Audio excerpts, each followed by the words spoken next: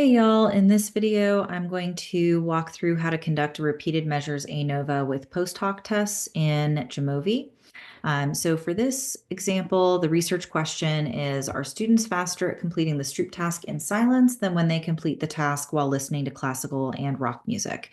In this example, I'm conducting a within subjects experiment in which participants are randomly assigned to an order of condition or counterbalanced. And so each participant has a score or a repeated measure across three different conditions. So this is when you would conduct a repeated measures ANOVA when you have the same measurement over multiple time periods.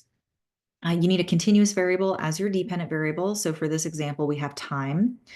And I'm going to go ahead and show you how to conduct that in Jamovi. So here we are in Jamovi, and you can see that I have three Stroop measurements.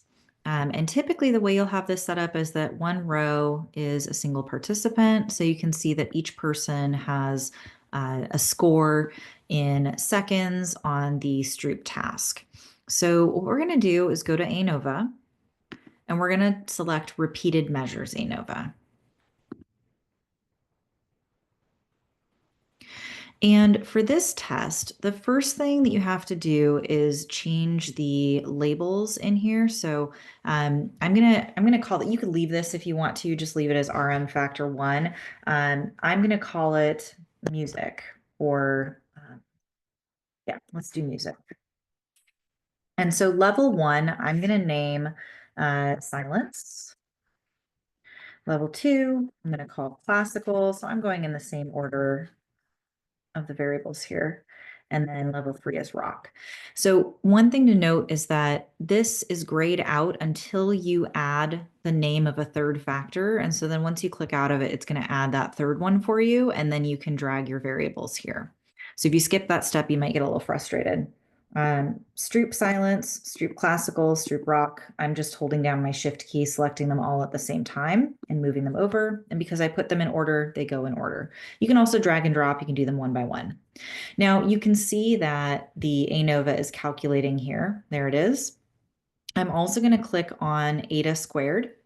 So eta squared looks at the amount of variation in your dependent variable that can be attributed to your independent variable. So if you have one variable, one independent variable, you use eta squared. If you have multiple, you would go to partial eta squared. So this is our omnibus test.